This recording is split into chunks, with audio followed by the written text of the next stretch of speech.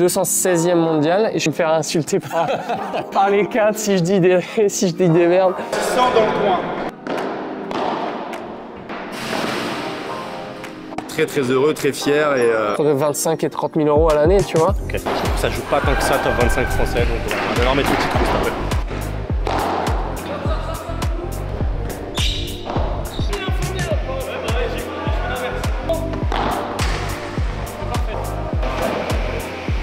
Galan me propose peut-être que je pose la question. S'il passe sur la vidéo, Ouais, on sait jamais, Galan. si tu veux l'appeler. Si tu veux, je te file mon numéro, on mettra un numéro en bas. Merci Kev. À la prochaine. À la prochaine.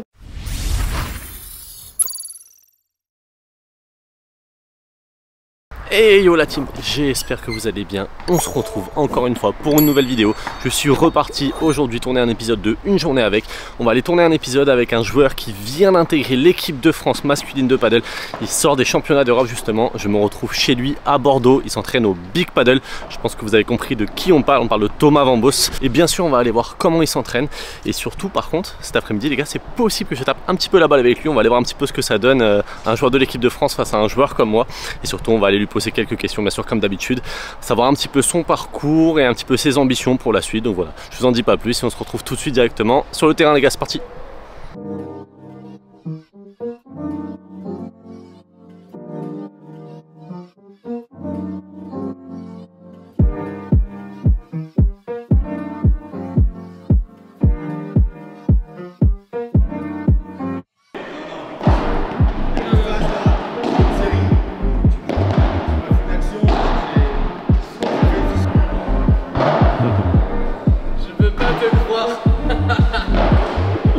balle à mon nom. C'est beau ça. Ouais, c'est pas ton nom. Tu l'as vu ça Nico ou pas?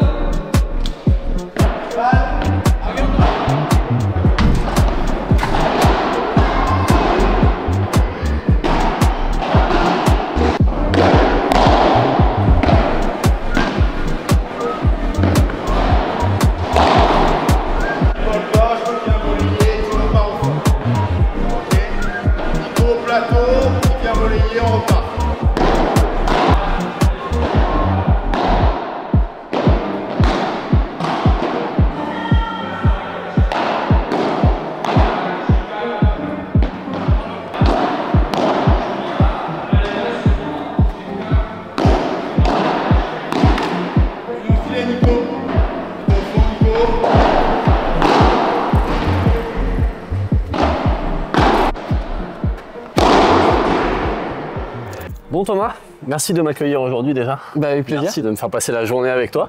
Je te laisse te présenter très rapidement pour ceux qui ne vont pas te connaître sur ma chaîne. Je pense qu'il y en a qui te connaissent, mais peut-être qu'il y en a qui ne te connaissent pas, donc je te laisse te présenter rapidement. Avec plaisir. Du coup, bonjour à tous, je m'appelle Thomas Vambos, j'ai 27 ans. J'ai découvert le paddle en l'été 2017 avec mon meilleur pote, l'un de meilleurs. On a fait une première partie, une deuxième. Ensuite, on a commencé à jouer une fois toutes les 2 semaines, une fois par semaine, 2 fois.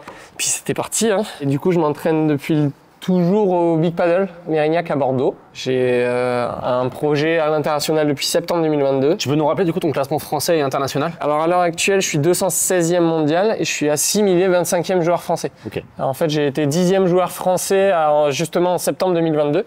Le classement maximum qu'on pouvait atteindre à cette époque-là. Parce que tous ceux qui étaient mieux classés que nous faisaient partie du top 200 mondial. Donc ils avaient leur assimilation. Donc ils avaient leur assimilation au classement français, on ne pouvait pas passer devant eux, à part si on passait devant eux au classement international. Et pourquoi du coup aujourd'hui, maintenant tu es assimilé 25 alors qu'avant tu étais aux alentours des 10? C'est parce que tu n'es pas encore dans le top 200 FIP, c'est ça? Ouais, exactement. Si je dis pas de bêtises. Du coup, je suis 216, donc je suis dans le top 250 mondial. Donc entre 250 et 200, on est assimilé 25. Quand j'étais 10e français, j'avais des points qui me permettaient d'être 10e français. Okay. Donc les points en France, donc les les points P1000, en France, les P1000, les P2000, tout ça. Okay. Du coup, les championnats de France qui comptent quand même un P3000. Et au fur et à mesure, j'ai perdu tous ces résultats-là en jouant à l'international, ce qui fait que je suis même descendu en étant 42e, je crois, français. Et avec les résultats que j'ai fait dernièrement à l'international, et puis même des années de l'année dernière, ça m'a permis d'être 216e et donc être assimilé 25 français. Comment il est né un peu ce projet dans le paddle? C'est-à-dire que tu nous as dit, tu as commencé en 2017, des parties, etc. avec ton meilleur ami. Comment le projet professionnel il est venu? Il est venu vraiment un peu par hasard ou est-ce que ça y avait quand même un petit quelque chose qui traînait dans ta tête?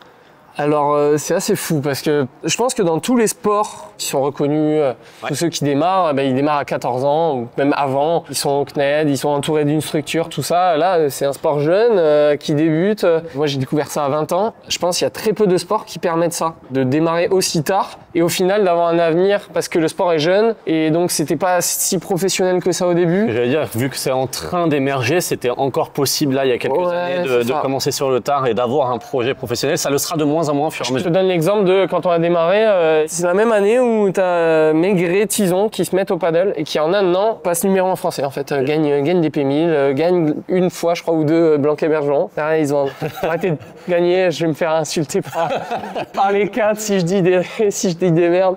Mais du coup, ils ont été numéro 1 français. Parce que du coup, ils jouaient les tournois en France, là où Bastien et Joe jouaient à l'international. Et c'est quelque chose qui n'est plus possible. Quelqu'un qui débute le paddle à l'heure actuelle ne peut pas être numéro 1 français en jouant en un an.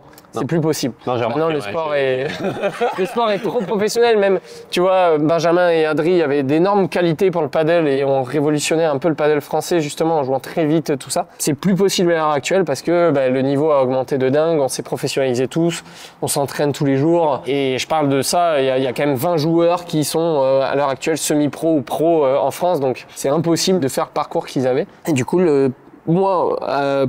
En tant que professionnel, ça s'est créé justement un peu sur le tard. On a voulu avec Dorian déjà kiffer cette aventure sportive parce qu'on venait du tennis. Donc on voulait voir jusqu'où on pouvait aller. Et voyant que en 2 ans, on a commencé à gagner des P1000, on a atteint du coup ce classement de 10e français, on s'est dit c'est quoi l'étape d'après? On avait ce rêve-là d'atteindre l'équipe de France, d'aller le plus loin possible au championnat de France, d'être même champion de France, tu vois, des petits trucs comme ça, des petits objectifs qui sont venus se mettre petit à petit. En tout cas, on s'est permis d'y croire. Et l'étape la plus naturelle, c'était de se professionnaliser et de partir à l'international. Il s'avère que tout s'est un peu bien goupillé. On a fait ce projet-là à 2. Lui, il avait validé son master. Moi, j'avais pas validé mon master à la fin de cette année-là. Donc, j'ai été licencié parce que je faisais des études pour être prof de maths. Ok. Voilà. Totalement autre chose. Complètement ailleurs. Ouais, j'avais validé mon CAPES, tout ça, et au final, j'ai pas validé mon master, donc j'ai été licencié, ce qui m'a permis de toucher 2 ans de chômage. Donc ça m'a permis de financer un peu mon début de saison, mon début de carrière. Dorian a trouvé des sponsors aussi de son côté, et du coup, on s'est lancé au niveau international, mais c'est vrai qu'au début, quand on démarre le paddle, jamais une seule seconde, j'imaginais tout ça. T'imaginais pas du tout. Ah non, zéro. Pour l'anecdote, on a mis 1 an à gagner notre premier P100, quoi. Et c'est ce que je te racontais tout à l'heure. Exactement. Premier P100, on perd au premier tour. La finale, c'était Gruet-Castin contre Moreau-Pérou. Donc Maxime Moreau, qui est actuellement numéro 2 français, et Jean-Thomas Pérou, qui a été membre de l'équipe de France, numéro 5 français. C'était un P100. On voit que maintenant les P100 sont interdits au top 2000. Avant, c'était du top 100 qui gagnait du P100. Ouais, ils étaient dans le top 10. Hein. Maxime, il était déjà installé en équipe de France, tout ça, c'était quelque chose. À 600 dans le coin.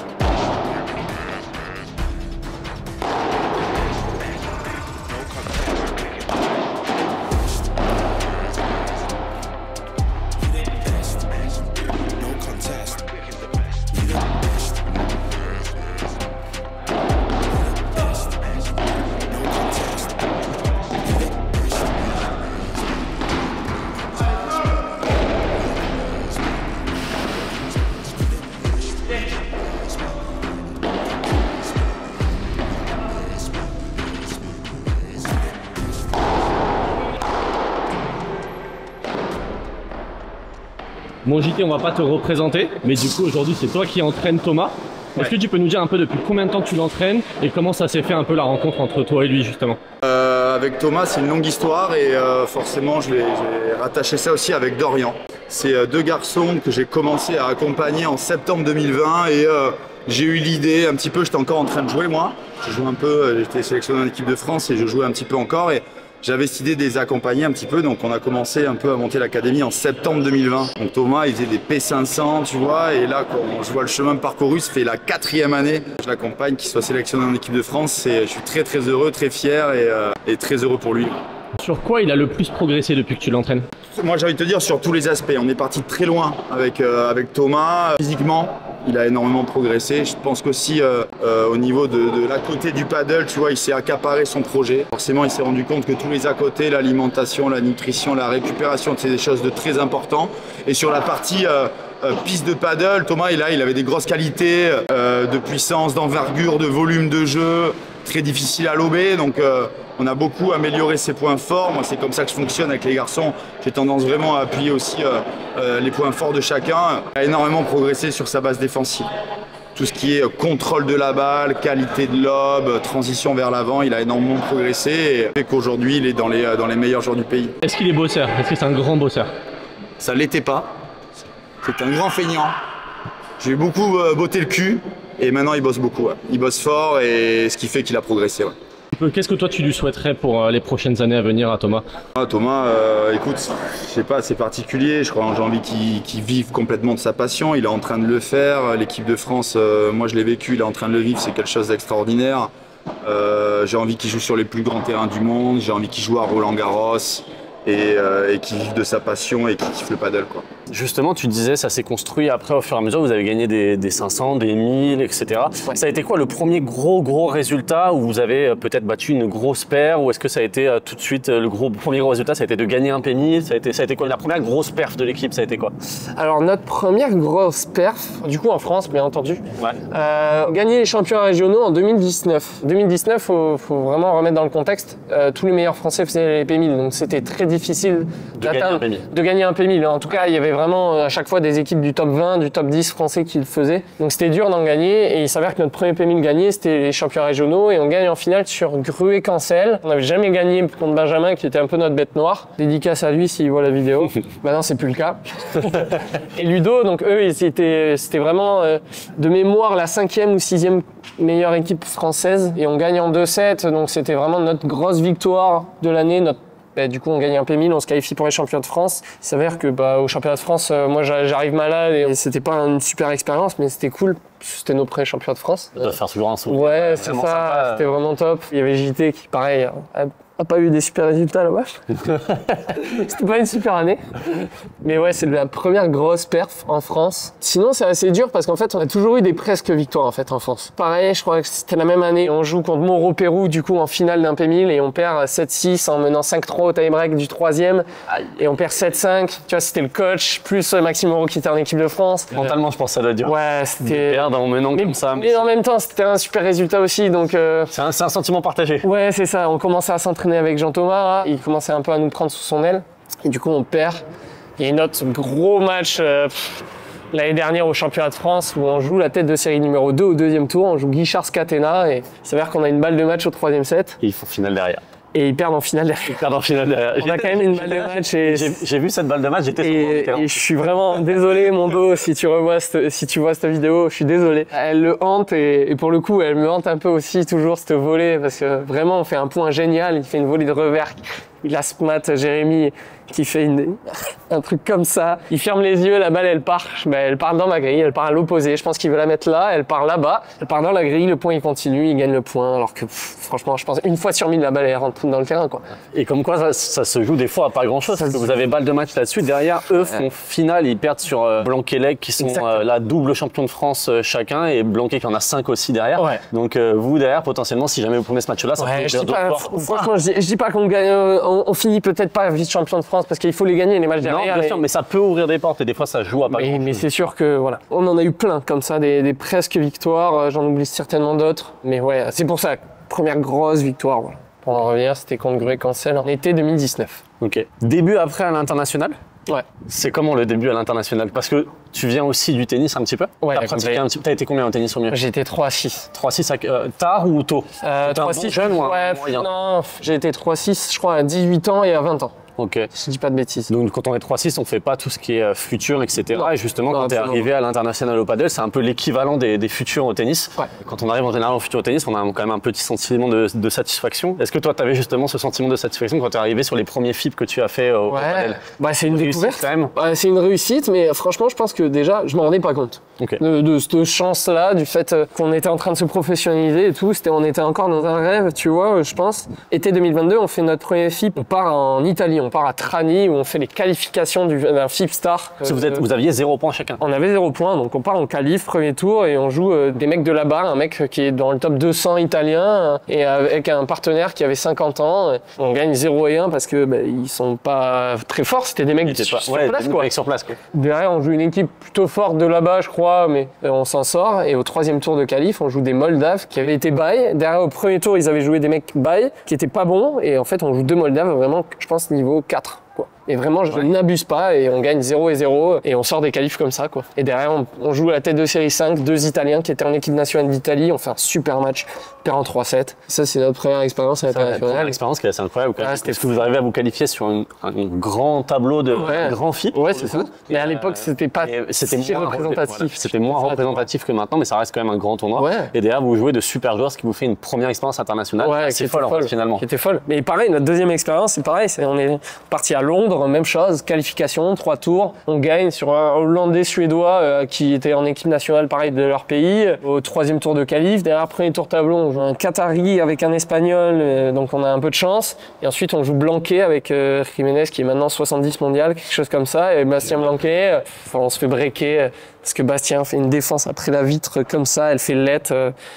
Fait Chiquita, je sais pas comment il fait, enfin il s'en sort, mais bon, ils ont fait finale du tournoi, on perd avec un break dans chaque set sur Punto de Oro à chaque fois, donc on fait des super matchs, tu vois. C'est vraiment le début un peu rêvé de l'international parce que on gagne des matchs, parce qu'on est en qualification, on part par là. Du coup, on gagne nos premiers points et en plus de ça, on fait des super matchs. On perd, mais on n'a pas ce truc de on s'est fait rouster, quoi. Comment justement, vous, au début, tu me disais tout à l'heure, vous avez financé, toi tu avais du coup le chômage et Dorian avait quelques sponsors qui travaillaient un petit peu à côté. Ouais, si, il a lancé son auto-entreprise de DJ. Il s'est spécialisé dans les mariages. Du coup, il travaille, toi tu travailles pas à ce moment-là? Non. Du coup, tu touches le chômage et c'est comme ça que vous arrivez à financer un peu les déplacements un petit peu à droite à gauche. Ouais. Parce qu'au début, j'imagine que c'est pas évident d'avoir des sponsors. On en avait quelques-uns, tu vois. On en avait quelques-uns au début qui nous ont suivis quand on partait en France, qui nous ont payé, tu vois, les hôtels, qui nous payaient au moins les entraînements avec Jean-Thomas. Donc si, on en a toujours eu un petit peu, mais pas de là à financer une saison internationale, clairement pas. Non, c'était compliqué. Ouais, on fait avec les moyens du bord, on se débrouille. Moi, de toute façon, je suis d'optique à, quitte à perdre de l'argent, au moins je vis quelque chose de dingue et je gagnerai de l'argent plus tard. C'est pas maintenant que je vais chercher à économiser ou autre. Je suis plus dans l'optique d'essayer de vivre un maximum de choses maintenant, plutôt qu'à 40 ans regretter de pas avoir vécu tout ça, en tout cas. C'est pour ça que je me suis même pas posé la question. Et donc maintenant, tu vois, je suis reparti chez mes parents pour pas payer un loyer. En plus de ça, tu vois, ça me permet de vraiment me focaliser que sur mes journées d'entraînement, de physique, récup, tout ça. Donc, actuellement, du coup, tu n'as pas de travail à côté, tu fais vraiment, professionnel paddle. C'est vraiment que ça, donc complètement. Que grâce aux sponsors, mais peut-être un petit peu prize money ou pas encore, c'est encore compliqué les prize. C'est dur, hein. Ouais, c'est dur. C'est plus du bonus, on va dire, le prize money. Ouais. Ça me permet de me faire un peu plaisir à côté, on va dire. Okay. c'est pas évident. Ouais, non. T'as une idée de combien ça te coûte à peu près à l'année, là, depuis maintenant 2 ans, 3 ans que tu vas à l'international? Ouais. Ça te coûte à peu près à l'année une saison? Franchement, moi, c'est particulier parce que du coup, j'ai pas de loyer à payer. Mais tu rajoutes un loyer, ça te fait 500 ou 600 euros x 12 mois, donc ça te rajoute 6 000, 7 000 euros à rajouter. Donc moi, je suis entre 25 et 30 000 euros à l'année, tu vois. Okay. Donc une vraie saison, c'est plus de 30 000 euros où tu payes du coup ton appart, les entraînements, le physique, les déplacements, l'hôtel, etc. T'en étais facile à plus de 30 000 euros l'année, quoi. Donc, c'est ce que me disait Bastien il y a un an quand j'ai fait une vidéo avec lui, avec Bastien Blanquet. Il me disait au début, quand il a commencé, lui, il y a quelques années, il était à 20-25 000 euros l'année, tout compris. Et maintenant, avec les gros déplacements, il est plus aux alentours de 40 000, 45 000 avec. Mais lui, là, bon, j'imagine un loyer à côté, etc. Oui, c'est ça. Non, mais bien sûr. Ça lui coûte pas mal d'argent. C'est un budget. Maintenant, le paddle, tu vois, se professionnalise vraiment dans le monde entier. Premier Paddle a repris le truc et essaye d'implanter ça, tu vois, aux États-Unis, en Amérique du Sud. Donc, il y a des tournées, tout ça. Mais Et du coup, quand ça se démocratise un peu plus partout, vous avez aussi des gros déplacements qui engendrent de plus gros frais, forcément. Exactement. Avant, il y avait moins de tournois, il y avait un peu plus en Europe, notamment en Espagne, etc. Il y en a un peu moins maintenant. Ouais. Par contre, il y en a beaucoup en Amérique du Sud. Ouais, c'est ça. Bah, après, c'est le circuit de etc. premier panel, tu vois. Nous, on a un peu de chance avec la FIP d'avoir pas mal de tournois en Europe. Ou alors, tu vois, quand je dis Europe, j'inclus aussi l'Égypte, tu vois, Dubaï ou Doha. Ça reste assez proche. Ça reste assez proche, il n'y a pas trop décalage horaire, donc ça va. Mais il s'avère qu'avec Dorian, tu vois, en novembre de l'année dernière, on a fait une tournée. On est parti du coup au Mexique faire 2 tournois. Derrière, on est parti en Thaïlande faire un tournoi. Derrière, on est parti à Doha faire un autre tournoi. Donc on a fait pendant un mois, on a fait 4 tournois et on est parti pour du panel, quoi. Ouais. Et c'était génial, une expérience de dingue, mais coûteuse forcément. Ouais, forcément, ça coûte de l'argent. Là où premier padel, ils essaient de regrouper un peu les tournois. En plus de ça, on rêve tous de rentrer dans ce circuit-là parce que au final, tu as juste le déplacement à payer, l'hôtel est pris en charge par le tournoi. Derrière, tu commences à gagner des vrais prize money quand tu commences à gagner des matchs. C'est quand même bien plus facile dans le premier padel que de faire le circuit FIP.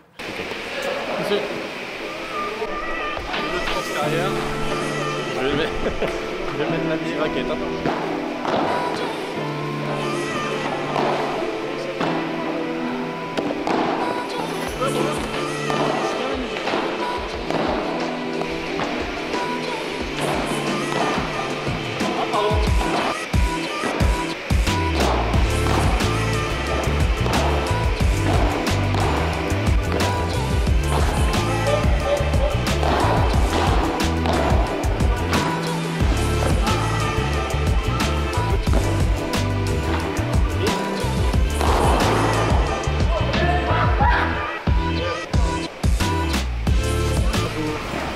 Alors la partie se passe merveilleusement bien. Je trouve que ça joue pas tant que ça, top 25 français, donc on va devoir mettre le petit twist après.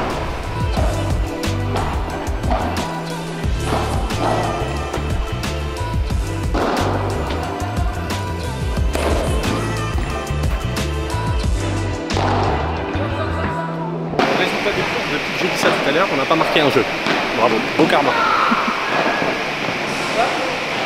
Toi, tu as fait le choix de rester en France. Il y a beaucoup de joueurs qui sont passés par l'Espagne. Julien Serin, Man Vives, Dylan Guichard, Phil Reichmann. On a Thomas Legge, le numéro 1 français, qui est ici en Espagne. Oui. Toi, tu as fait le choix de rester en France. Est-ce que tu peux nous expliquer pourquoi ce choix et peut-être que c'est des... alors, tu peux nous expliquer un petit peu.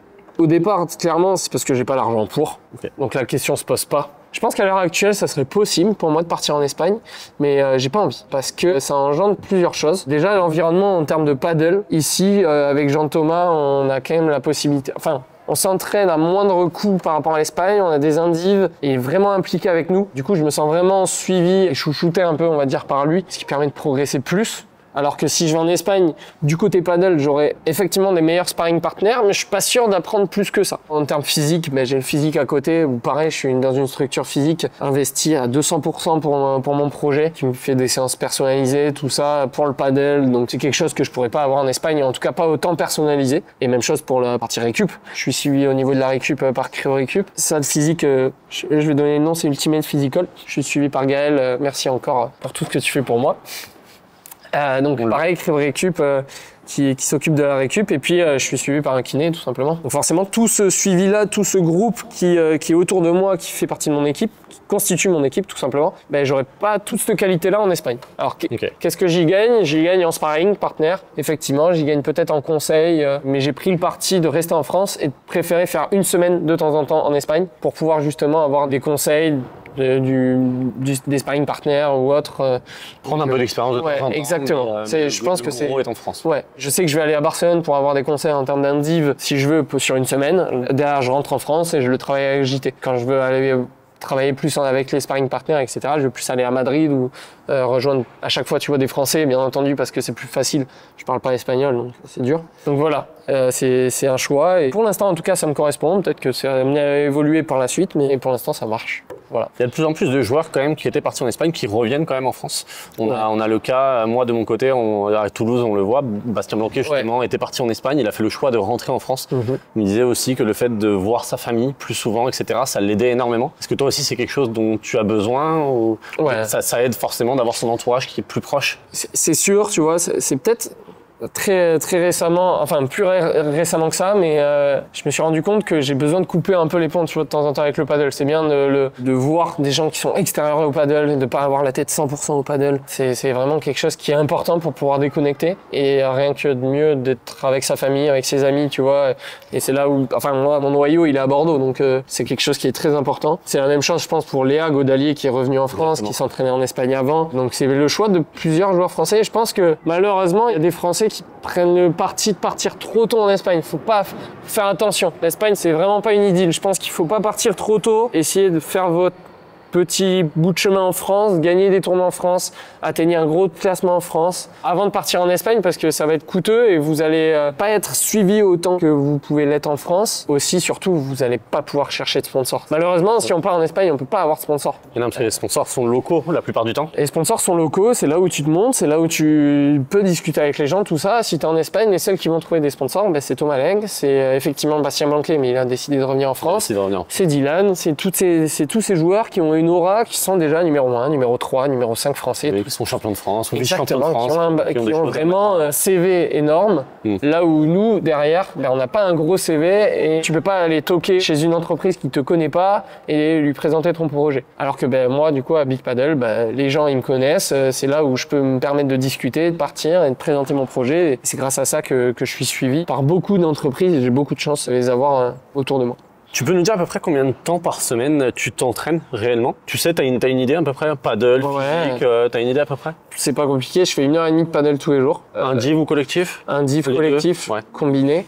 Ok. 4h30 de physique minimum, et si ce n'est plus, ça peut monter jusqu'à 6h. Plus du kiné à côté, plus de la récup. Donc je pense que je suis pas loin des 18h dans la semaine. Hein. De toute façon, c'est pas compliqué. Je crois que j'ai le mardi et le jeudi après-midi où j'ai pas grand-chose. Mais sinon, ouais, de 9h à 18h, je suis au club ou au physique ou en récup à chaque fois. Quoi. Ok. Voilà. Et tu peux nous donner du coup tes points forts et tes points faibles actuellement? C'est important, on va commencer par le bonus, les points forts, tes plus gros points forts. Je peux te demander quels sont mes points forts, hein? Tu as joué avec moi? Ouais, c'est pas pareil, en plus les conditions étaient vraiment incroyables aujourd'hui, on a joué avec pas du tout de pluie, les balles elles étaient comme ça les gars, j'ai tenté 12 par 3, j'en ai sorti un seul. Son dernier tournoi c'était le P1000 à Montpellier. Exactement. Il est effondré de ce tournoi-là. Je n'en peux plus, je fais que jouer sous l'eau. Mêmes conditions. Je viens à Bordeaux, le mec me fait jouer sous la pluie, quoi. C'est incroyable. Au moins, tu seras bien derrière dans les bonnes conditions. Exactement. Et tu seras heureux. C'est ça. Tu prendras du plaisir. Non, mais mes points forts, c'est tout ce qui est au filet déjà. Beaucoup de place. Ouais, bah, j'essaye en tout cas. J'ai une très bonne volée de coup droit. J'ai un très bon smash, je pense, que ce soit par 3 ou même à la grille, que je fais très bien. Alors en intérieur, en extérieur, c'est un peu moins le cas. Faut que je le travaille. Je l'ai vu ces derniers temps en extérieur. C'est différent en extérieur, ouais. c'est pas la même chose. Donc ouais, mes points forts, c'est tout ce qui est le côté offensif. Hein. Tout ce qui est au-dessus de la tête, je suis vraiment très à l'aise. Et points faibles du coup. Et après, points faibles... on va dire pendant... Ouais, non, mais points faibles. Points faibles un peu quand même en volée de revers, que j'essaye de travailler pas mal avec JT. Je pense que je peux le considérer un peu moins comme un point faible, mais c'est toujours un point à travailler. Un point peut-être moins en confiance. Ouais, c'est ça, chez moi. Et puis ma capacité en défense à déséquilibrer l'équipe adverse, tu vois. Je vais avoir du mal à vraiment créer des différences de derrière. J'essaye de plus en plus à essayer de masquer, à prendre du temps à l'adversaire, tout ça. Je le bosse beaucoup. Vraiment, je suis parti très loin parce que au départ, défensivement, c'était vraiment, je retourne comme je peux.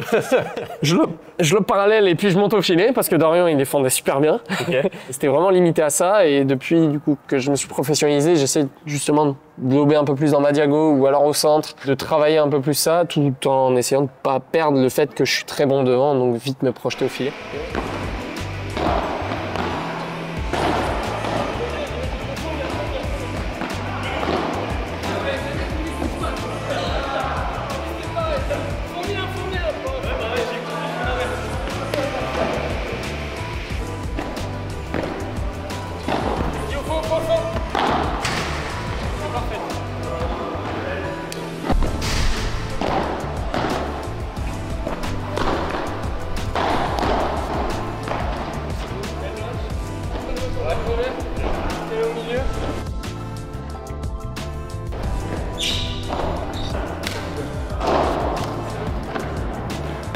Bientôt pour de nouvelles aventures.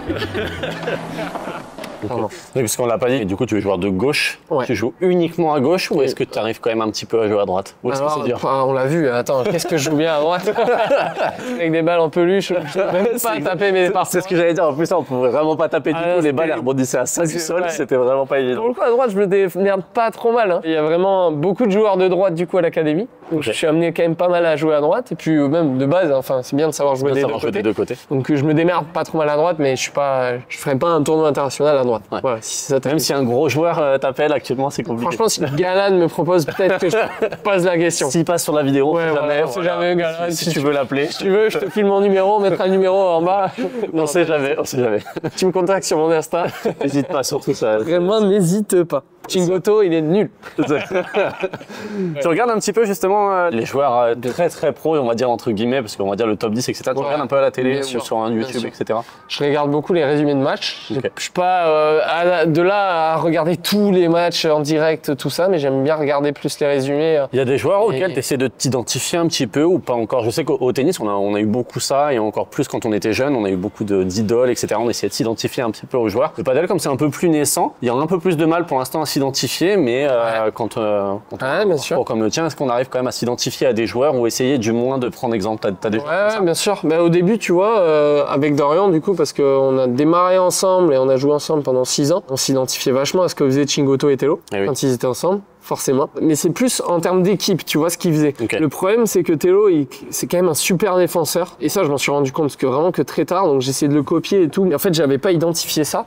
Et surtout, en smash, je pense que j'ai d'autres qualités que lui. Il kick pas trop la balle. Lui, il va plus faire des smash plateau ou autre. Donc, on a des qualités quand même qui sont vraiment différentes. Et du coup, récemment, j'essaye de beaucoup plus m'identifier à Galan en termes de jeu. C'est débile, mais enfin, c'est quand même le joueur le plus régulier, le plus constant sur le circuit, je pense. Complet. Le plus peut-être. complet, tout simplement. Il défend super bien, il volley super bien, il se match super bien. Enfin, c'est vraiment... Puis physiquement, c'est une bête. Donc, j'essaye de m'identifier à lui, en tout cas, et de lui prendre pas mal de choses, que ça soit défensivement ou même offensivement, tu vois. Et c'est ce à quoi j'aimerais tendre, sachant que j'ai des qualités naturelles et il faut pas non plus que je le copie à 100%, tu vois. Il n'y a pas d'autres joueurs, tu vois, auxquels je peux m'identifier. Malheureusement, c'est un petit conseil que je donne. Ne vous identifiez pas à Tapia. Il y a un Tapia, quoi. C'est comme au foot, il y avait un Léo Messi. C'est ça. C'est tout. Il y a un C'est Roger tout. Federer. Il y a un Roger Federer, il y a un Rafa. Il faut ça. vraiment pas difficile. s'identifier à ces types de joueurs-là. Essayez de vous identifier à des types de joueurs. Alors ouais, c'est pareil. Galan, c'est peut-être le meilleur joueur de gauche à l'heure actuelle. S'identifier à lui, c'est difficile, mais il fait pas des choses extraterrestres. Ah oui, il fait très bien ça. Ça, il n'y a pas de problème. Ça, c'est extraterrestre. Ça, je le ferai pas.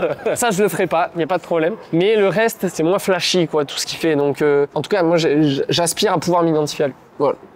C'est quoi tes objectifs du coup là prochainement? Est-ce que c'est des objectifs court terme ou plutôt long terme là en ce moment que tu t'es fixé? Alors, en termes de... Enfin, sur le peu de préparation mentale que j'ai fait, c'est toujours bien d'avoir des objectifs court, moyen et long terme. Si tu veux court terme, là, il y a septembre où il y a un gros mois.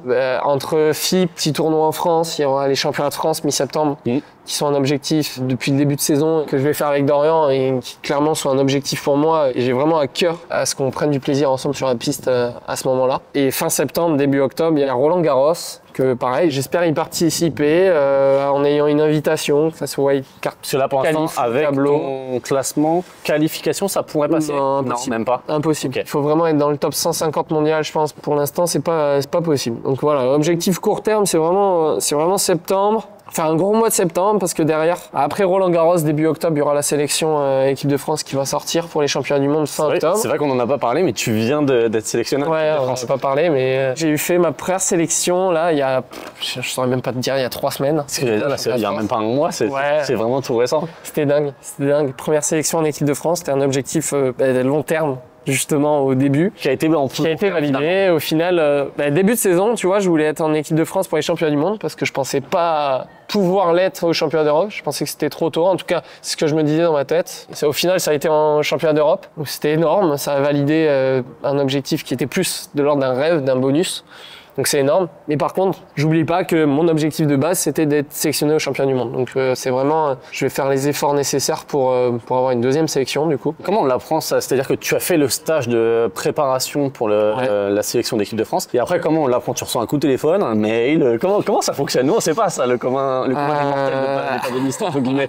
Comment tu l'apprends ça d'être sélectionné? Je l'ai appris par Benjamin Tison, qui m'a appelé le jour des quarts de finale du P2 de Bordeaux. Donc le vendredi, je crois que c'était à 17h30 si je dis pas de bêtises, il m'a appelé et il m'a annoncé ma sélection. Et comment tu réagis à ça? Qu'est-ce qui se passe dans ta tête à ce moment-là?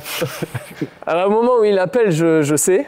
En soi, je m'y attendais un peu, mais c'était bizarre parce que c'était possible que j'y sois pas, donc t'as toujours ce... Tant que ça y est pas, c'est pas sûr à 100%. Tant qu'on me l'a pas dit, je le suis pas.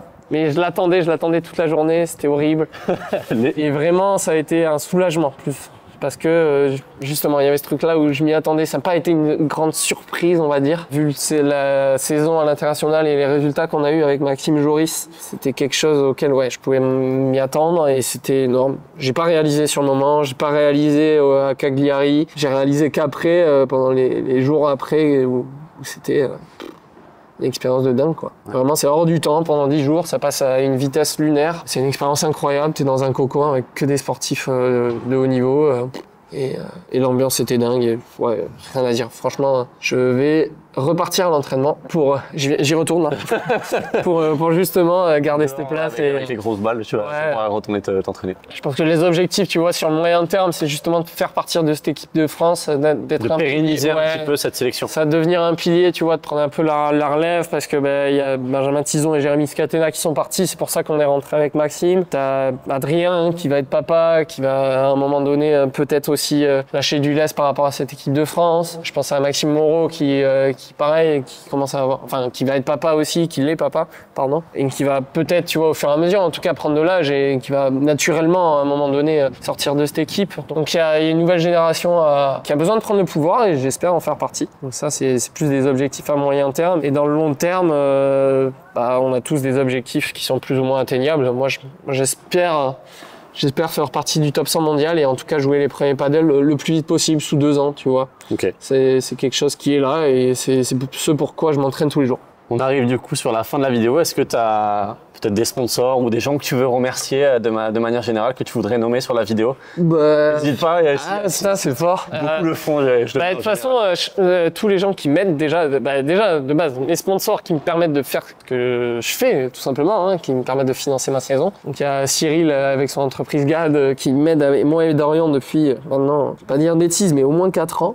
Je dirais. Un des premiers sponsors. Ouais, c'est un des premiers. Il y a Moon Safari avec Jean-Luc qui a sponsorisé et qui s'est occupé du P2 de Bordeaux, qui nous aide aussi, qui m'aide aussi, pardon. Il y a Flo de l'OKMS qui m'aide depuis cette année, qui a été une super rencontre. De même avec David et TML qui m'aide et qui m'a permis de faire la tournée dont je t'ai parlé tout à l'heure, avec Dorian. Il y a John qui a lancé son magasin de 100% paddle à Bordeaux, Calapaddle, si vous voulez. C'est le seul magasin de paddle 100% paddle à Bordeaux. Je vous conseille, si vous êtes sur Bordeaux et que vous cherchez une raquette, un conseil ou autre, vous y allez. Voilà. Je veux remercier JT. Merci pour les passes D. Voilà. J'ai pas besoin d'aller plus loin. Je remercie Dorian, sans qui j'aurais jamais découvert ce sport et sans qui tout ça ne serait jamais produit. Et même tout ce qu'on a vécu ensemble, tout ça, c'est ce qu'on serait amené à vivre par la suite de toute façon. Antoine aussi qui se reconnaîtra, qui fait partie de l'aventure de loin, qui est toujours là. Je remercie bien entendu mes parents qui me soutiennent à fond et qui me permettent de faire ce que je veux depuis le début. Et ça c'est vraiment une chance, je m'en rends compte, c'est une chance énorme que j'ai, donc je les remercie fort. J'espère que j'oublie. Je remercie toutes les personnes qui me suivent, qui m'envoient des messages sur Insta. Vous êtes adorables quand il y a des résultats ou pas de résultats aussi. C'est énorme. Merci beaucoup pour le soutien que vous m'envoyez. Je mettrai là ton Insta, n'hésitez pas à aller vous abonner. C'est important. Ouais, c'est important d'avoir cette force-là. Hein. Clairement, c'est ce petit supplément d'âme aussi quand on est sur des matchs, ou alors quand on est dans la difficulté. Parce que c'est pas tout rose. Hein. Il y a des moments où on n'a pas envie de s'entraîner, on n'a pas envie de se lever, on est fatigué, tout ça. Comme tout le monde ces dans petits notre trucs travail. font qu'on a envie on repart quoi. Moi vraiment, c'est quelque chose. Je marche beaucoup à l'affect sur les autres. Les autres me donnent beaucoup de force. Alors j'essaye de moins en moins que ce soit le cas parce que c'est un projet personnel. Mais c'est sûr que la vie extérieure et le soutien extérieur est une force énorme pour moi. Donc merci beaucoup. Et voilà. Merci à vous qui faites une belle pub pour le panel, quoi. Tous les youtubeurs. On essaye. Toi et tous les autres. On essaye. Merci à toi de m'avoir accueilli aujourd'hui. On a passé une bonne journée. Ouais, c'était sympa. Une belle journée. On essaiera de jouer dans de meilleures conditions peut-être à l'occasion. Ouais, complètement. J'essaierai de te montrer que j'arrive à faire sortir quelques balles quand même. C'est mon seul gros point fort donc.